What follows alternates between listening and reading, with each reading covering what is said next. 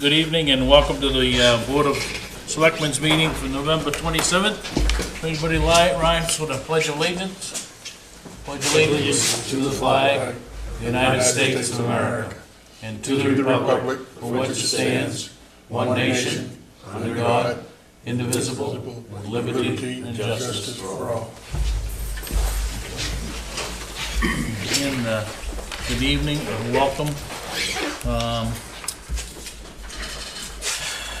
Any announcements from the board? Sensing none, we'll move on. Any additions or deletions to the agenda we need? Not from me, Mr. Chairman. I'm requesting a deletion. I don't see it. It's under old business. 10A. Yep. I'd like to rescind that. My Okay. motion on that. All right, so we will delete, if everybody's amenable to that, we will delete. Do you need a motion on that, or?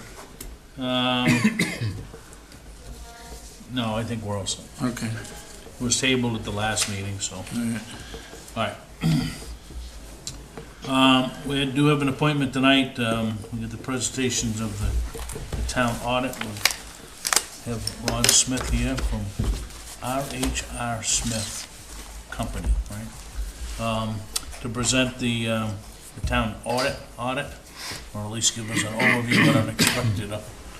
Yep, get into all the detail, but Ron, the floor is yours. Good evening. I don't know when the last time I was in this building. It's been a while, but it's good to be back for sure. So I think you guys all have in front of you a draft of your 2018 audit. So I'm Ron Smith. I'm the principal with R.H.R. Smith and Company. We do a lot, 25, a third of all the municipalities in the state of Maine. So I can certainly talk a lot about who you are, what you're doing, and answer any questions that you guys have for sure, you know, based upon applying it to Waterboro terms. So, Okay. Hitting the highlights of it, the town had about $5.2 million worth of assets against liabilities and obligations of about $1 million, which leaves you with about $4.1 million in fund balance, carryover balance, and What all page the you other on? terms. I'm on page 16. Okay. This is probably the most important page of the document. So on page 16, and the number I just referenced was the second number up, first column, $4.1 million. I'm going to spend it for you. You had about $1.4 million worth of committed fund balance, of which about 1.2 was your crisis fund that you have by charter. You have $800,000 that you use for tax relief in your 2019 budget. I think this year, for this year that we're presenting, was about $500,000 in 2018, which leaves you with the money that's not tied down to anything or your pure undesignated fund balance of about $1.8 million. Last year, it was about a little more than $2.3 million, so it went down about $450,000. That was planned. You guys thought that you were going to need $500,000 to keep your tax rate where it was at, you know, for your 2018 budget. It actually came in about $50,000 better, than where you expected when you put your 2018 budget together. Largely in part because your excise tax, I believe, was over $100,000 over estimation, you know, for fiscal year 2018. So that's the good news. Where we like to see you, you know, the industry benchmarks nationally are 30 to 60 to 90 days of your operating budget, which in Waterboro terms is about $14 million of an operating budget. So 30 days or 8% of that would be about $1.1 million. 60 days would be about $2.2 million, and 90 days would be $3.3 million. Where are you? You're at about $1.8, $1.9 million. So you're at probably somewhere around 50 days, you know, of your fund balance. So, and that's a good balance to be at, you know, for sure. And what makes it a good balance to be at is that you've got this crisis fund, you know, which is outlined in your charter. And I can remember some of its birthrights, but not all of it. And Gary and I were talking before. And one of the things that I would probably say, because those funds are supposed to be identified and segregated, you know, uniquely from all your other funds of the town. They clearly are. It's clearly committed, you know, in your balance forward. It's not like we're telling you, you know, that you have that money available. You do. But for your crisis fund, one of the things that I would do going forward, and I think it's always been presented this way, I think that to say that you've got $4.1 million might be, skewing exactly what you've got. Pull that crisis fund down. I was telling Gary, I'd put it out and pull it with your special revenue funds, like some of your other reserve funds, because that's what it is, really. And it really will drop that $4.1 million down to about $2.9 million. And I think that, the other column, certainly in your special revenue funds, which would be in the next column next to the one I just talked about, that'll go up by 1.2. And I think that that's a cleaner, clearer presentation, of your crisis fund. And that would be one piece of advice. Why it was done that way, I don't think that it's any violation. I think that certainly it meets the standards of what your charter is. I would just keep it clean and just keep that separate from your general fund, and not have to commit it. So in that way, everything in that column is all 100% general fund. So yeah. I think financially, Waterboro is exactly where you expected to be, exactly where you were, a little bit better as of 6/30/2017. I think your position's is better. So, as far as any other things in this document, another thing that I would clearly do, is when people say, wow, we got $4.1 million and you take that 1.2 of your crisis fund out of the equation, that's all you got. I mean, you've got a couple $100,000 set away in various reserve funds, salt, sand, rescue, and, equipment reserves, etc. That's not a lot of money. It's not. And I think coming up with some kind of a calculated capital plan, I think is certainly what I would do if I were you all. And I definitely would say that that's a mechanism that should be funded through future budgets. You clearly have the money to reallocate and dedicate towards something like that. And as you put your budget together for 2019, I'd look forward to 2020. 1920. As you put that budget together, I'd very much look forward to helping you out with that. And statutes give you many options on how to fund and set up capital reserve funds. You, as selectmen, certainly are the gatekeepers, of that fund by statute. And I just think that that's something that I would do as well. Does that take a town vote to create? So it'd take a town vote to fund it. Just like because, anything again, else. Yeah, just like anything else. There's some immunities once it gets funded. But just like anything else, and I think that really what's going to drive your funding, of it is some kind of a plan. Some kind of a hey, we need a truly a dedicated capital reserve for a town office, for roof, for whatever, fire. I think that that's certainly something that having in writing and having some kind of a mechanism to look at your people and say, here's why we're coming up with this number and why we're going to put $100,000 away a year, and here's how we're going to put it, and here's where it's going to go, and here's what the intentions are using it for. I think that that's the way to show your people what you're doing and how you're doing it. And the statute's pretty clear, on how you can do it. So, Do you work for Shapley? do I work for who? Shapley. We do not work for Shapley. They've been very good at putting away money when they need to buy a dump truck or a big expense or something. They Yeah. pay cash. Yeah.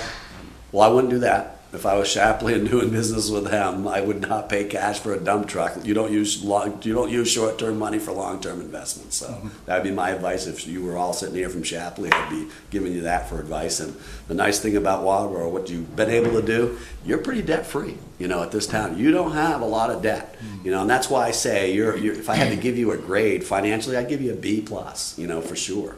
But I think that, with that money, that fund balance, that carryover, I definitely would probably come up with some kind of a spending plan, certainly for that, because I don't think it's going to take long. If that that crisis fund, when you think about the intent of that, phone rings, hey, roof's gone on town office, got to replace it. There's your crisis fund right there.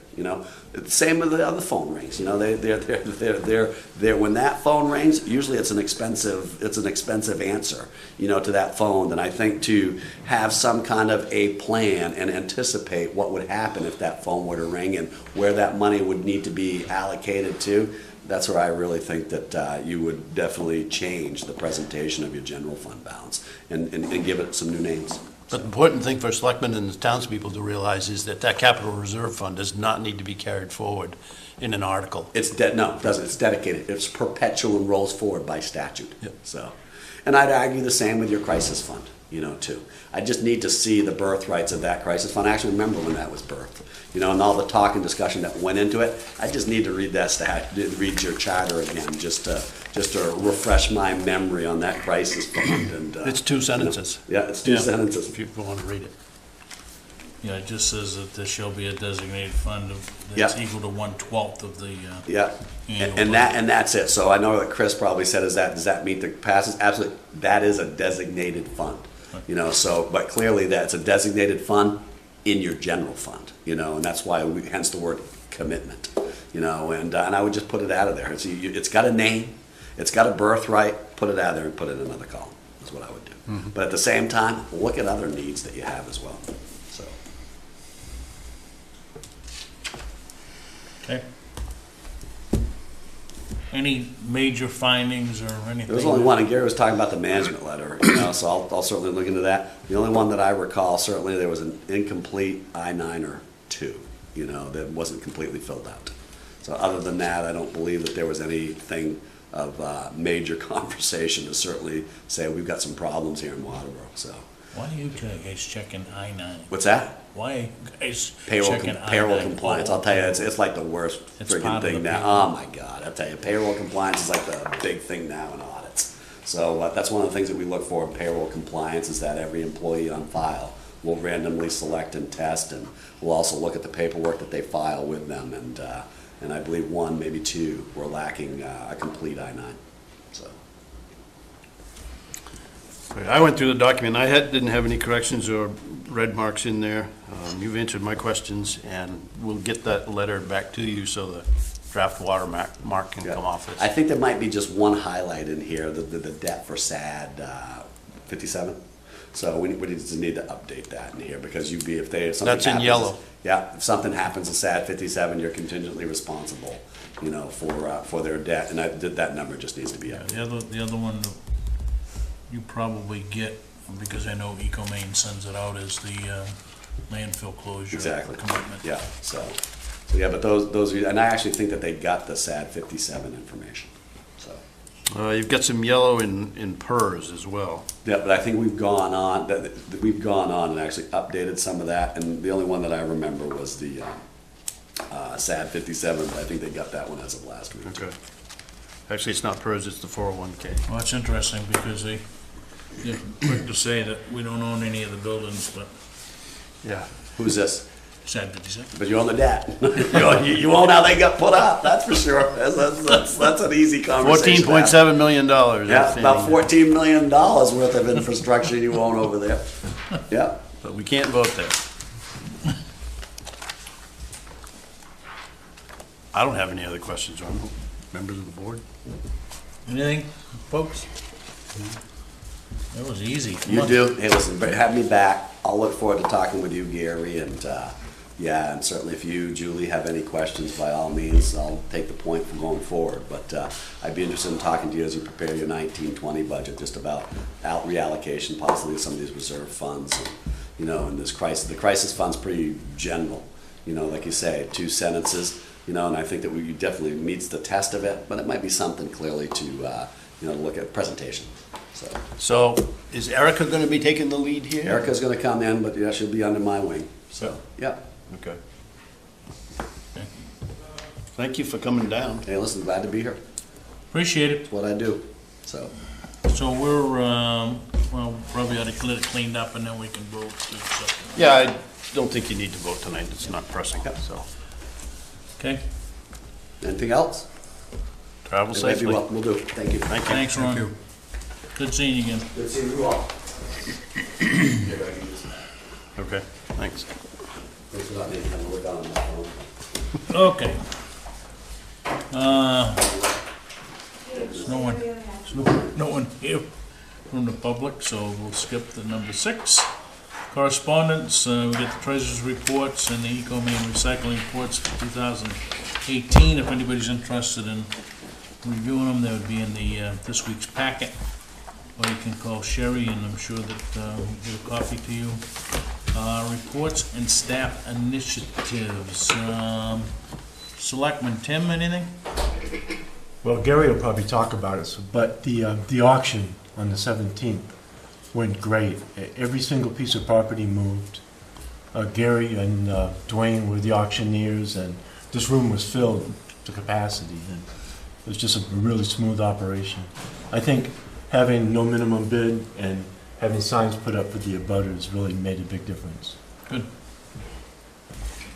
Anything, Ted? Gordon? No. Okay. Oh, that's nice. I did do the EcoMaines meeting last week. They decided not to implement any recycling charges in the middle of the year. So those will change along with the rates, but that will be a 2020 fiscal year. So even to those towns that are still sending waste with lots of contamination? Everybody is being dealt with individually. So as long as we're where we're at, we're in good shape. The last two loads were at 0 or 1%, so thanks to everybody who's been separating their recycling, doing a great job. Right. Okay. Gary. Thank you, Mr. Chairman, and folks at home, and the few folks that are here. We have 600 of these ecomaine recycling containers. We're going to give them away, preferably one per household. There's a few here at Town Hall. There's a great many at the transfer station, so pick them up when you can put them to use. They're a good size. They're a little taller than most, so they're available here. We have a situation I just want to let the Board of Selectmen know. We had a problem today with Tommy's plow truck, and now that we have a 3/4 ton Ford pickup truck, David and I were talking about why shouldn't we at least get the pricing for putting a plow on that Ford pickup, because today we did not have our one and only plow truck for about 5 hours. So we would at least get a mount and be able to switch the plow, but the plow broke today. So I think we'll look at putting an entire plow package on that to have a backup plow vehicle, which we do not have right now. The other thing I want to talk about is coming up in the next budget, and this picture right here says it all. We're going to need to find a new contractor for hauling our waste. D&E's going out of business, as I think we all know. But on Sundays, they will not respond to help us. So we're going to try and find somebody in the short run to send somebody over to move cans. But this is what happens. The can was changed on Saturday, and this is, I think, Sunday afternoon. And this is just unacceptable. So don't be surprised if David and I present to you a figure for buying a second-hand truck that can swap cans down at the transfer station. The town has talked about that in the past, about quote-unquote starting a business and being able to handle our own trash and move it to ecomaine and maybe do that for other people as well. But I'd like to start just being able to prevent this, because this just is not good, and I think this is just unacceptable. So stay tuned, and that'll be part of the budget discussion. That's the only reason I had David put this picture up here, is to talk about that truck in the future. We're looking at probably somewhere between $50,000 and $100,000 for a second-hand vehicle. David doesn't recommend we look at any of D&E's because they're kind of old or older, but it's an idea to consider anyway in the next budget process. And that's it from me. We've got some other things that you'll hear from me on in terms of the quitclaim deeds, but that's later. Have you looked into what a new truck would cost? Yeah, I think it would be $1.50 or $200,000. Pretty expensive. Yeah, I'm thinking, you buy used, if you really have to look around, because if you get one that you're gonna have to dump money into it, it's nothing but a cash cow. Oh, I've always preferred to buy new, but if all we're going to do is move cans, we've got to decide what we're going to do with it. Are we going to, once we pick that can up, are we going to take it right to ecomaine? Or are we just going to move it out of the way and put another can in there and let our contractor do the hauling? That's a question that we can ask. I mean, if we've got 2 drivers right now, and maybe we'd hire another one on a as-needed basis. I think the debate will have to be, do we want something just to manage the transfer station? Yes. when it's open to move cans and those kind of things. And the other question is, do we want to consider doing our own hauling? And, you know, there are other municipalities that have bought trucks and they haul their own. Can be done through the course of the week. It doesn't all have to be done when a can is full, because we got multiple cans, so that, in fact, I think D&E does the same thing. They haul Monday, Tuesday, and whatever it has to be to ecomaine. When that picture was up on the screen, there were 2 empty cans at the transfer station. Yeah.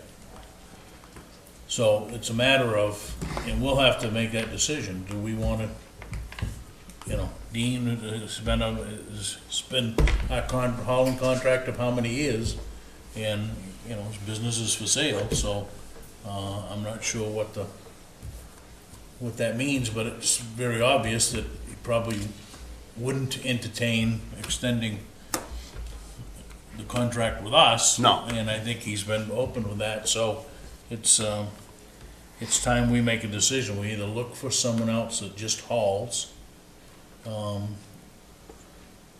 hauls and moves around cans, but that has to be part of the understanding, so.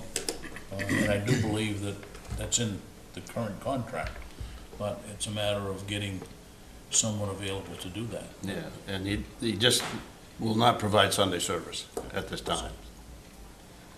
So that is a big question mark, and I think, you know, to Ron's point, you get back to that, I think it probably is time to look at the grand picture here and look at all of the, you know, the future needs of the fire department, of the road department, of everybody else, and start to line up everything that looks like it may or may not need to be replaced from a capital standpoint. We created a new template. Laura Fish helped with that. Started with the fire, but I think it's going to be able to do all the other departments as well. So we're working on that. But it's a decision we'll have to make. Okay? We're gonna bypass the audit report until Ron gets back to us with a finished product. And item B is discuss and vote to approve municipal quitclaim deeds. I'm assuming these were all processed or as a result of the 2 weeks ago Saturday's auction. No. Nope. Okay, they're not. These are others. Or someone that came in and paid. That's correct. Right, okay. Yep. The first one here, map 3, lot 50A, is headed to a closing, and in order to pass clean title at that closing, a relative came in and paid up. And this is an easy one that is ready to go. Why don't we take these, for the moment anyway, one by one? There's All right, so I need a no issue motion to with this. approve the municipal quitclaim deed for map 3, lot 50A. So moved. Second. Any discussion? Gary kind of gave us a background on that, so, all those in favor? Opposed? Motion carries. Now, this one is an odd duck, and I talked to Dennis about map 27, lot 5. This is that skinny lot down on 202. We burned a building on it. It's not far from Dearborn's pit entrance. We burned the building, I think it was a good 2 years ago. Some people came in and paid off all the taxes, about $6,000 on the Thursday or Friday before the auction. And this happens, not all that frequently, but people do come and pay the taxes on people's property, and they have no interest in the property whatsoever. They're doing a nice deed. Well, I assumed at the time that Mr. Harris of Harris Turkey Farm was interested in the property because he wanted to have a mobile food cart there and sell his wares at times on Route 202.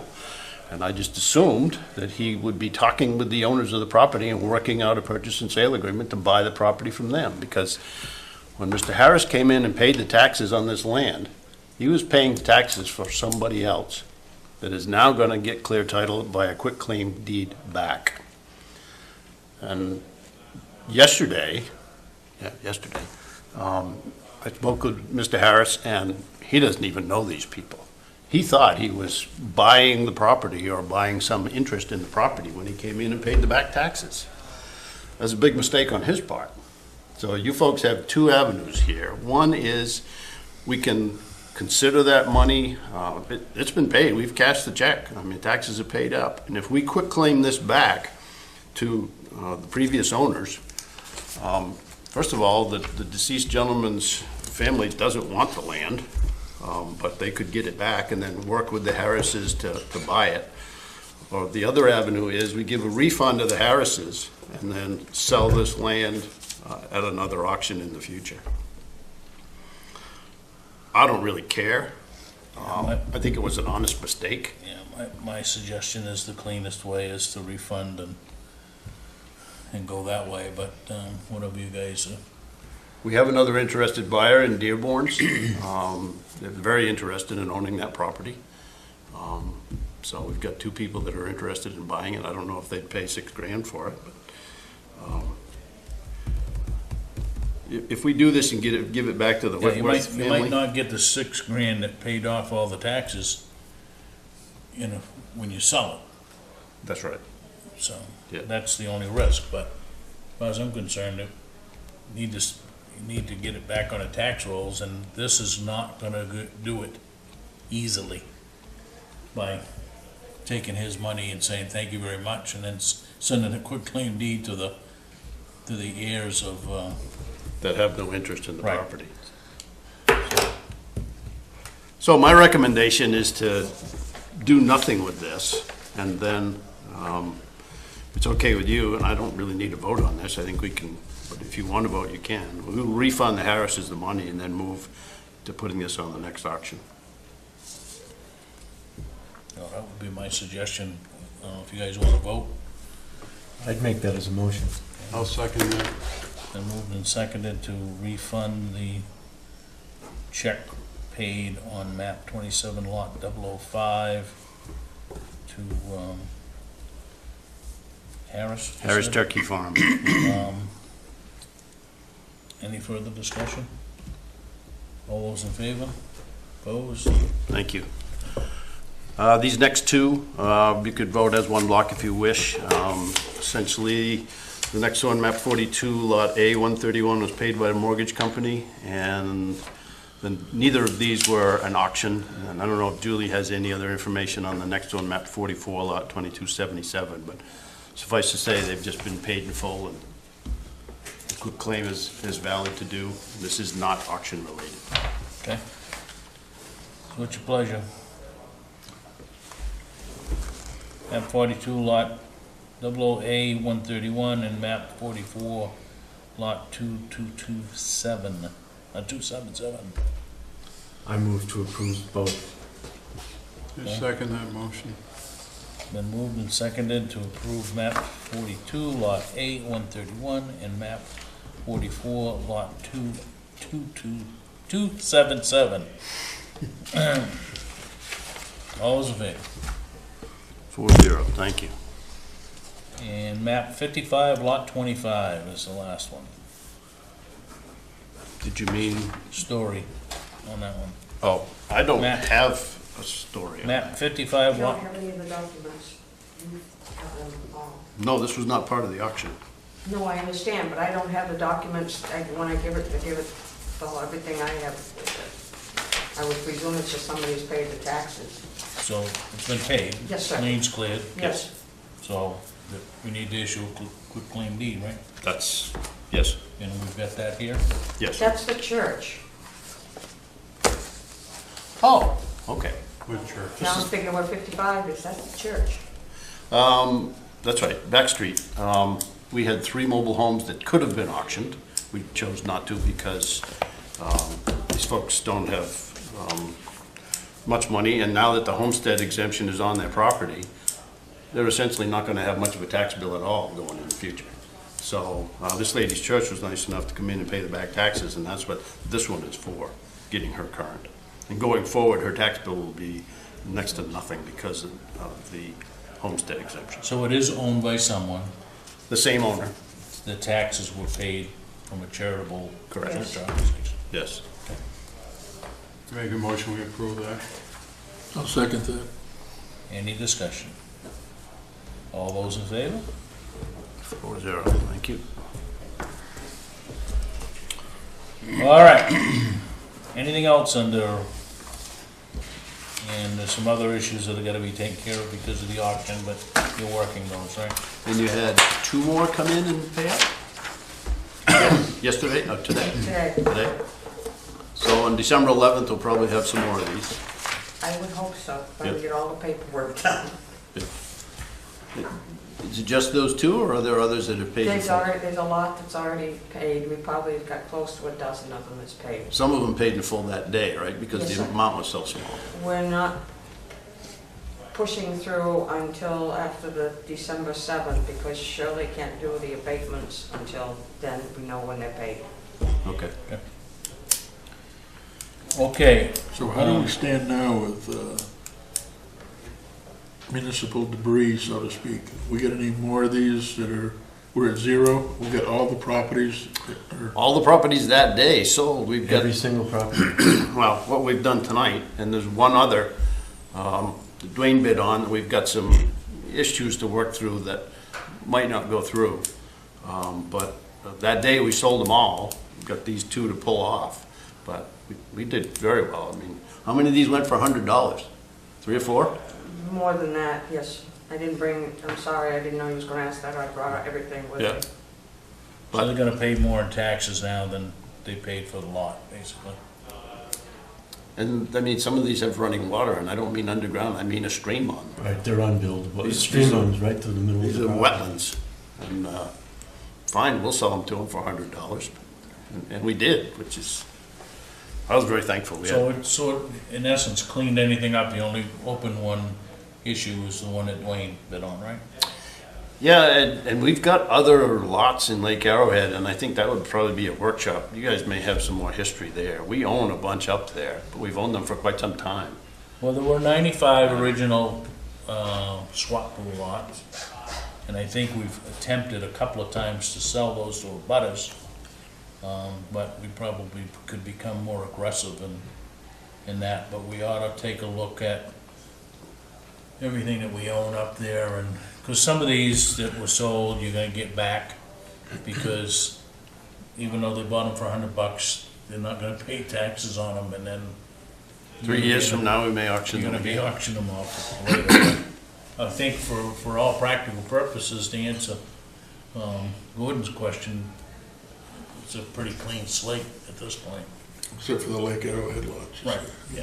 So, Just before Beaver Dam Road on New Dam, where that double nasty curve is there, we own parcels there, and we would not want to sell those if we ever want to straighten that road. there We was won't a keep deal them. made back in the 90s for those 2 lots. We gave other lots for those lots in anticipation of straightening that road out.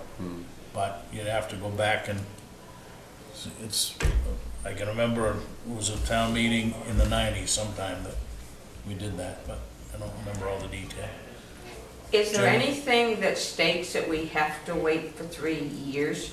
Because other municipalities do it every year? Yeah, I think we have just precedent more than anything else, that we've waited 3 years. I guess the real question, and maybe, we look at that once the new year starts, of, okay, what do we have that's 2 years delinquent, 2 years delinquent, rather than wait for the 3rd year, what if we did it after 2 years? Or, ultimately, you could get it back after 1, but, Right, because I know there's other municipalities, because it's come up at the state meetings, that they do it every year. I think it used to be, years and years ago, they had 3 matured tax liens. Right. That law, I think, has long since sailed. So you could do it after 1, but then you're getting into a lot of, Plus, as of December, we've got a lot more to look at. right. So maybe we take a look at it after December and say, now how many new ones have come on, Right. and back it up a year or 2 and say, okay, what if we took care of, what if we cut it down to 2 years? Because that's on us, that's just a precedent that we've got. I wasn't sure, so that's why I wanted to ask. Yeah, I just as well do it more frequently rather than, I think if you did it every year, I think then you start to get into a lot of paperwork for just to shuffle paperwork, but anyway, People that are just chronically late but can Right. pay. right. Yeah. Okay. Anything on the Belleville No, front? not from me. Mr. Poirier had been there with Jimmy, but when I talked to Jimmy, this is a week and a half ago now, he did not have any numbers. Didn't Poirier say if they took the roof off, he wasn't gonna touch the building anyway? That's what Dwayne said the Yeah. last Yeah. selectmen's meeting. Yeah, because, I mean, what's gonna hold the thing together if you take the roof off? Right. The four walls are gonna Big fall down. straps. Yeah, sure. Not gonna happen. Haven't you ever watched that show on Discovery or whatever? The redneck channel, where they'll throw a couple of bungee cords around it or something. All right, so no You update know when on they're gonna that. do that, I'll be out of town. Okay. Well, it's only gotta go a few yards. So the wind's blowing the right way. Other stuff, discuss vote to approve the minutes of the November 13th regular meeting. You were here at that meeting, I think I was Oh, absent. the 23rd. I think Gordon was not here. So one of you other two have to. So moved. I'll second it. All those in favor? That would be a 3-0-1 vote.